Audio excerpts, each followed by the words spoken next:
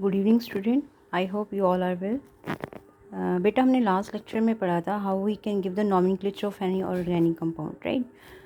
But उसी class में बेटा मैंने एक चीज़ बोली थी, in that one we have to discuss some rules, हमें कुछ रूल्स भी फॉलो करने पड़ते हैं। So today I am going to explain that one. So there is a topic is the IUPAC system. Firstly, I am going to tell about what is IUPAC.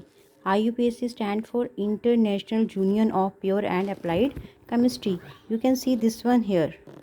This one, International Union of Pure and Applied Chemistry. This is the abbreviation of IUPAC system. Okay, that will be given in 1957. 1957 में दिया गया था. It is a superior and widely used. ये बहुत बेटा मतलब इसका काफ़ी यूज़ है आजकल के मॉडर्न एरा में. कॉमन नेम की बजाय हम मोस्टली IUPAC सिस्टम ही यूज़ करते हैं. So you must have to focus on the IUPAC system. Okay, now you can see here IUPAC amends these rules from time to time. IUPAC उसने क्या किया, time to time इस rules को कुछ ना कुछ मॉडिफिकेशन की, वो हमने डिस्कस करनी है. Here we are following the recommendation of IUPAC nomenclature. So there are some recommendation that will be given by the IUPAC. Okay, so following rules are there. With the help of that one we can write the IUPAC name of the organic compound. So today I am going to explain some rules. We must have to keep that rules whenever you are going to explain the nomenclature of an organic compound.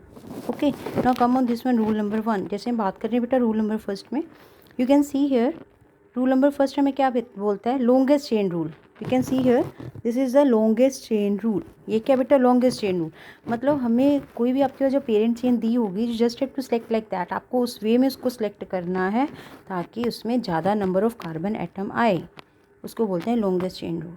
Okay, सो जैसे यहाँ पे बेटा आप देख सकते हो the chain लिखा हुआ है, the chain containing the principal functional group, secondary functional group and multiple bond as में possible is the longest possible chain. आप देख सकते हो बेटा आपकी चेन में प्रिंसिपल फंक्शनल ग्रुप भी प्रेजेंट होते हैं, सेकेंडरी फंक्शनल ग्रुप भी प्रेजेंट होते हैं. क्लियर. अब यहाँ बात आती है प्रिंसिपल फंक्शनल ग्रुप की, सेकेंडरी फंक्शनल ग्रुप की. अब यहाँ बेटा जो प्रिंसिपल फंक्शनल ग्रुप है that I have underline here. Principal functional group हमें क्या बोल रहा है, प्रिंसिपल फंक्शनल ग्रुप हमें ये बताता है कि if in your chain there are 2 functional group, how many. अगर आपके पास एक चेन में 2 या 2 से ज़्यादा फंक्शनल ग्रुप हैं, firstly you have to find out, पहले आपको पता करना है out of that 2 functional group which one is more reactive. दोनों में से ज़्यादा रिएक्टिव कौन सा है. The functional group which is more reactive, जो फंक्शनल ग्रुप बहुत ज़्यादा रिएक्टिव होगा, you just have to consider that as a principal functional group. उसको आपको बेटा प्रिंसिपल फंक्शनल ग्रुप को कंसिडर करना है, मतलब वो आपका मेन सेकेंडरी फिक्स का काम करेगा फंक्शनल ग्रुप का. Okay, and you can also see here there is a secondary functional group. Secondary functional group that indicates, as I told you, in your chain if there will be more than 2 functional group, अगर आपके chain में 2 से ज़्यादा functional group हैं, उसमें एक को तो हम बेटा प्राइमरी प्रिंसिपल फंक्शनल ग्रुप मान रहे हैं जो कि एज अ सेकेंडरी फिक्स मतलब same as like functional group का काम कर रहा है. बट दूसरी बात यहाँ पे सेकेंडरी फंक्शनल ग्रुप की है. Mostly student are confuse in that mean secondary functional group है क्या. सेकेंडरी फंक्शनल ग्रुप बेटा हमें क्या बताते हैं, सेकेंडरी फंक्शनल ग्रुप जैसे कि हमारे पास आपके चेन में 2 या 2 से ज़्यादा जब हमारे पास फंक्शनल ग्रुप होते हैं, in that one firstly you have to find which one is more reactive, कौन सा ज़्यादा रिएक्टिव है, that will be act as a principal functional group. उसको बेटा प्रिंसिपल फंक्शनल ग्रुप के साथ सिग्निफाई करेंगे. और जो सेकेंड वाला है जिसकी रिएक्टिविटी कम है, that is not act as a functional group, वो फंक्शनल ग्रुप की तरह एक्ट नहीं करेगा, that will act as a prefix जिसको हम सब्स्टिट्यूएंट बोलते हैं. तो वो उस टाइम सब्स्टिट्यूएंट का काम करेगा. तो बेटा जो सब्स्टिट्यूएंट है वो किसके लिए हम मोस्टली यूज़ कर रहे हैं, सेकेंडरी फंक्शनल ग्रुप के लिए. Is this clear. Instead of these 2 principal और सेकेंडरी फंक्शनल ग्रुप को छोड़ के multiple bond as many as possible in the longest chain. आपकी लॉन्गेस्ट चेन में ज़रूरी नहीं बेटा प्रिंसिपल फंक्शनल ग्रुप प्रेजेंट हो, सेकेंडरी फंक्शनल ग्रुप प्रेजेंट हो, मे बी इसमें मल्टीपल बॉन्ड भी हो सकते हैं, लाइक दैट आपके पास डबल बॉन्ड हो या फिर ट्रिपल बॉन्ड हो, right. In my previous class I explained whenever there will be a double bond between 2 carbon, that means we have a multiple bond, that is a double bond. For the double bond हम कौन सा primary fix use करते थे बेटा, इन.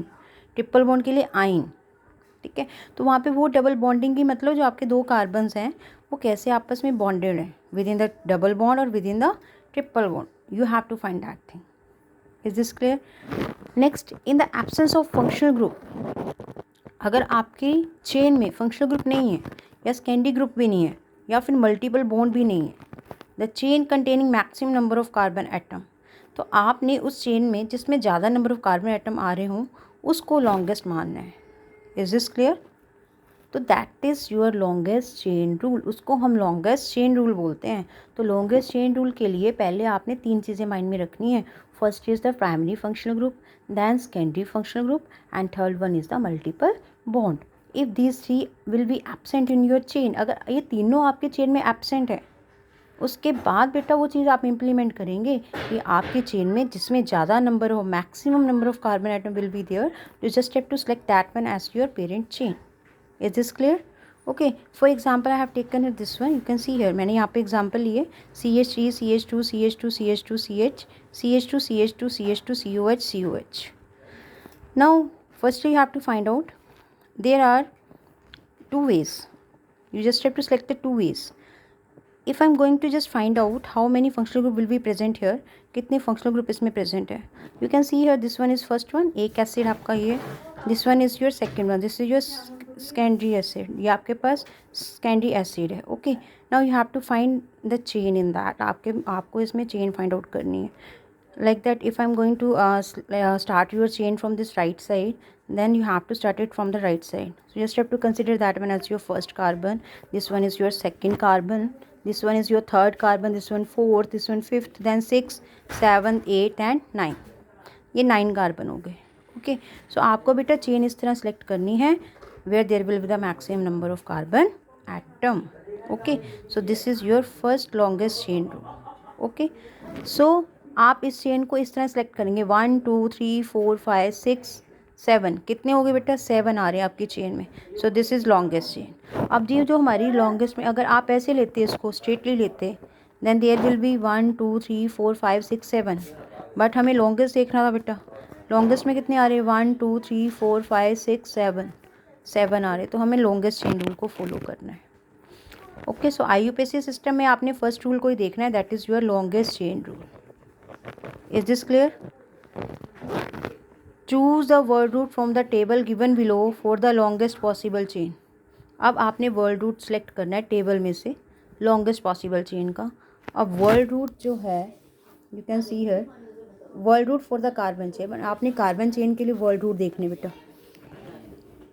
अगर आपकी chain length में if there will be C1 1 carbon, then word root will be meth, for the 2 carbon eth, for the 3 carbon prop, for the 4 carbon but, for the 5 carbon pent, for the 6 carbon hex, and so on. You have to proceed your reaction, proceed your chain up to C12.